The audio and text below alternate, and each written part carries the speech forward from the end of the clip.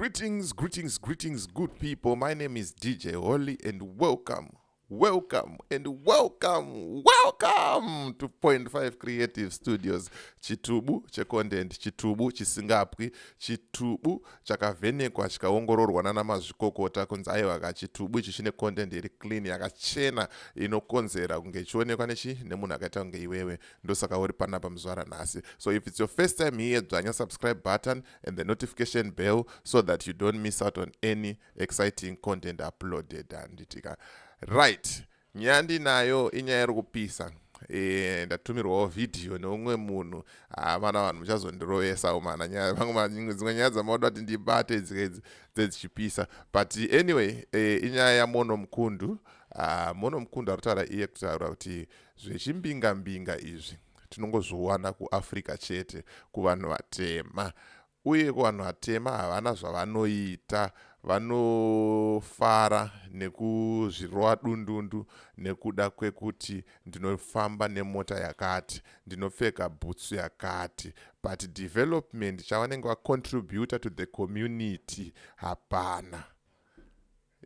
Ameno kuti munoionawo sei nyaya handitika. So rega ndikuplay video randinaro panapa toonesana kuti bo here riri kutaurwa naMono, but ndachikumbirawo musataure mazita. Nekuti ari kutaurwa muri kumuziya ende vanhu vari kumuziya, but tikumbirwa tisataure mazita handitika. Saka tisingatambise nguva, rega tijambire muclip redu tinzwe mukoma Mono kuti vari kuti chii.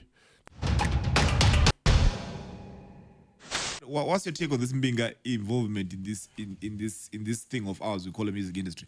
It's a culture amongst black people. Arab it's always found amongst black people.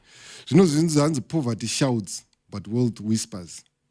And the chakapera poverty, even was it a marry, it's stubborn. It continues to shout. That's why it's only black people who posted out the boots and 10,000. Because as Africans, we've got a problem. Patronisa respect our pasiripo. Ugaenda ku Western world.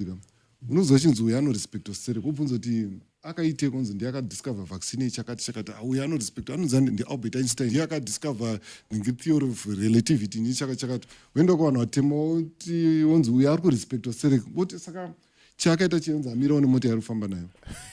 Is respected pamotika. Vakashata.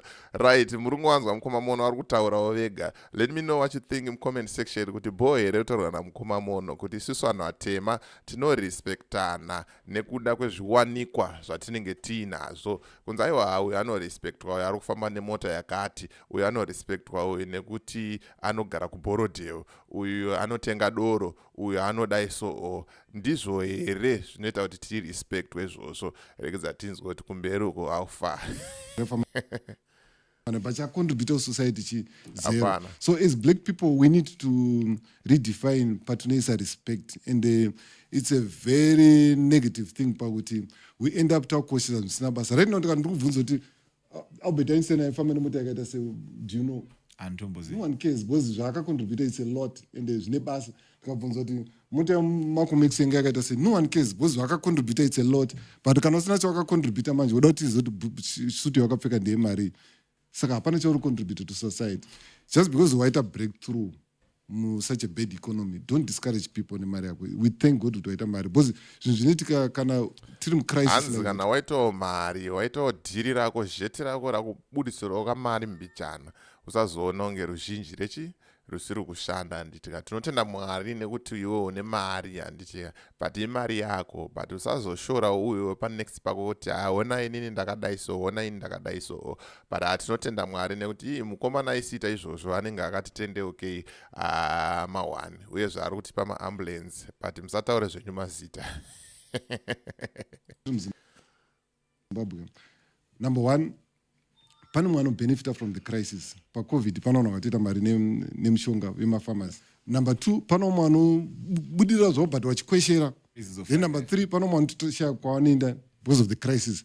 But manje iwo kana uri kubenefita from the crisis, chireke zo discourage uyu ari ku disadvantage ne crisis womuti haasi kufunga mushe, haasi kushanda nesimba, haasi kuzodai. Akunoti iwo munhu ari kufanira nzara uri kungoposa kuti ndine mari, ndazodai. It's being cruel. Well, It's monosophical. Hanzi ndo hutsinye ihwohwo is being cruel. Yeah. Umwe munhu ari kufa nenzara, iwe uri kuposta kuti une mari. Amen. Musataure mazita haasi kudiwa panapa. So ndo clip ranga ndangokuigira zvamanje manje mukoma Mono achitaura kuti hakuna mbinga yechirungu, hakuna mbinga yechiarabu. Kunowanika mbinga dzevanhu vatema chete. Anditika pakashata. Saka without wasting much of your time, as for me, DJ Holy and the rest of the crew behind the scene, it's bye for now.